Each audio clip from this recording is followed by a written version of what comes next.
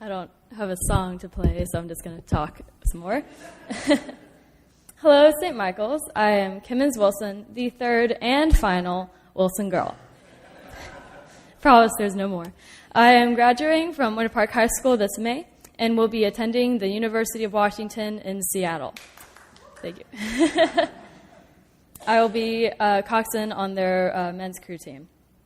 St. Michael's has been a huge part of my life. Nearly 10 years of youth choir has helped shape my vision of Christianity. I never once doubted my faith or hesitated to come back to St. Michael's.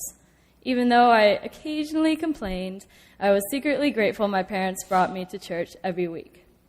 I have been an international baccalaureate student for the past 4 years.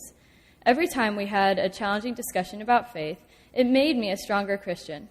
I feel very confident in saying that I did not allow peer pressure to influence my spiritual life. Though through every challenge I have faced, I always find comfort in my religion. And I have been through some major challenges, just ask my parents. Coincidentally, this past month alone has been filled with what I feel to be sermon-worthy stories. I have been a coxswain on our men's crew team at Winter Park. My older sister, Meg, shout out to Meg, inspired me to become a coxswain, and my other sister, Elizabeth, rowed for our women's team. Coxswains, just so you know, are tiny people like me who are the eyes, ears, mouth, and brain of the boat. My job is to call our race plan and steer my crew straight to the finish. My freshman year crew went undefeated, winning the coveted triple crown of a state championship and 2 national titles. This is unheard of in many teams' histories. However, my career has not been filled with only glorious victories. I've been our men's varsity 8 coxswain, the top boat on our team, for 3 years now.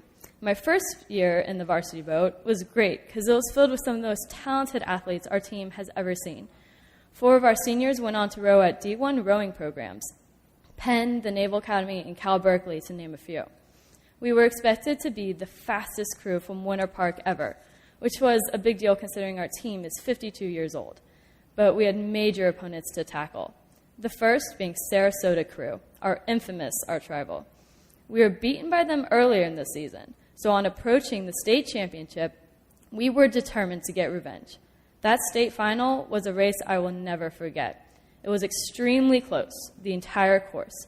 We had the lead going into the sprint of our race, but Sarasota pushed through us to win it. We were devastated. I never thought I'd be able to beat that team again, and I had no idea what to expect for our team in the future. Ever since that race, I was very nervous to compete. I had lost my confidence. A similar disappointing season followed during my junior year. We seemed to just come up short despite having everything in place, great rowers, a great coach, great boats. However, thankfully, my senior year has been a very different story. We have gradually worked our way to the top. Last weekend was the Florida State Championship, and I'm proud to say that we beat Sarasota by less than half a second. Crossing that finish line was one of the happiest moments of my life. I had finally done it. I had taken down one of the fastest crews in the country, and we still have 2 national regattas to attend later this month. We're expecting to see some great results. I've begun to realize why this race has meant so much to me. If I won every year and crushed Sarasota every time, I would have taken the gold medal for granted. But by feeling the disappointment of losing it and understanding what it means to be a state champion, I could fully appreciate the win. It is important to never take for granted the good things in your life, because I believe it is during these times that we can drift from God. We do not realize we should be thankful for the great things happening around us. But when the tides turn and we are once again faced with difficult times, we ask God for answers. A great poem that I'm sure many of you have heard, which helps to illustrate my understanding of our relationship with God, is Footprints in the Sand.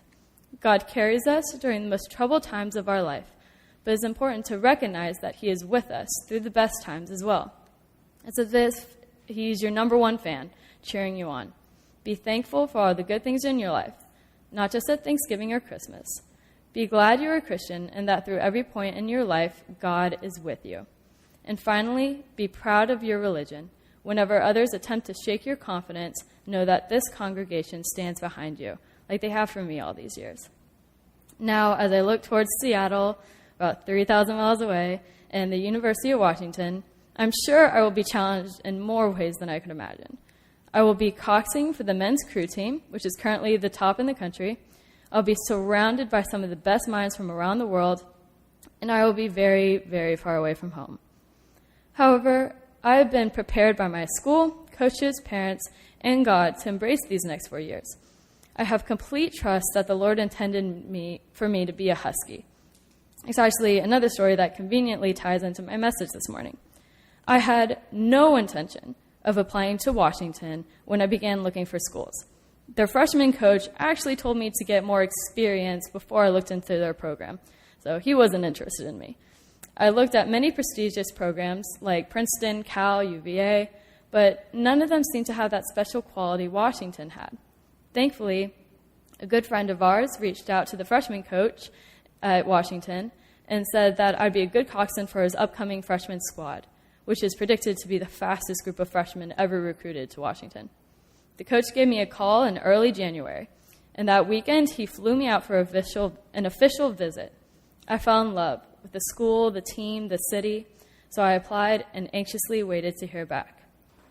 I received a denial letter from Washington early this month, but don't worry, it's not the end of the story. I was shocked. My plan to be a coxswain for the best team in the country had disappeared in one letter. But being the stubborn person I am, I found that I could appeal the decision. So I started making phone calls, wrote a petition, and gathered 3 recommendations from some of my mentors. I recently received this letter from Washington Admissions, letting me know my appeal had been accepted. The Lord had a plan for me. I had to completely understand how much it means to be a Husky before I could become one. Now I am more excited than ever to be a part of this amazing school and this historic crew team. I'll be sure to reach for him during the challenges to come and celebrate with him during my successes.